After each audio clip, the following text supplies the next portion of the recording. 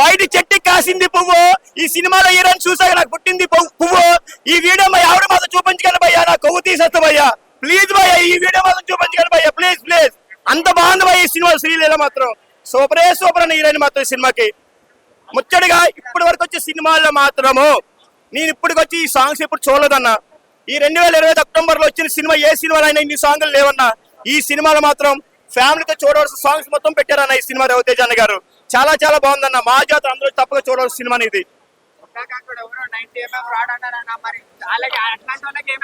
అన్న. వాళ్ళందరూ దురాభిమానులన్న. ఒక మాట అన్న, రవితేజ అన్న పేరుకి ఒక చరిత్ర ఉంది. రవితేజ అన్న పేరుకి ఒక చరిత్ర ఉంది. రవితేజ ఈ పేరుతో, ఈ 4 అక్షరాలతో ఏ సినిమా వచ్చినా, ఏ రాజకీయ పార్టీలు వచ్చినా చరిత్రలో నిలిచిపోతాయి. రంగస్థలం మూవీ రాతో వచ్చింది, రామ్ చరణ్ మూవీ చరిత్రలో నిలబడిపోతుంది. విక్రమార్క సినిమా వీతో వచ్చింది, రవితేజ అన్న సినిమాకి చరిత్ర నిలబడిపోతుంది.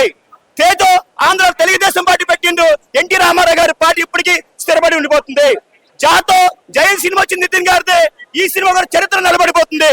ఈ రవితేజ 4 అక్షరాలతో వచ్చిన సినిమాలో, 4 అక్షరాలతో వచ్చిన పార్టీలో సూపర్ సూపర్ చరిత్ర నిలబడిపోతాయి అన్న.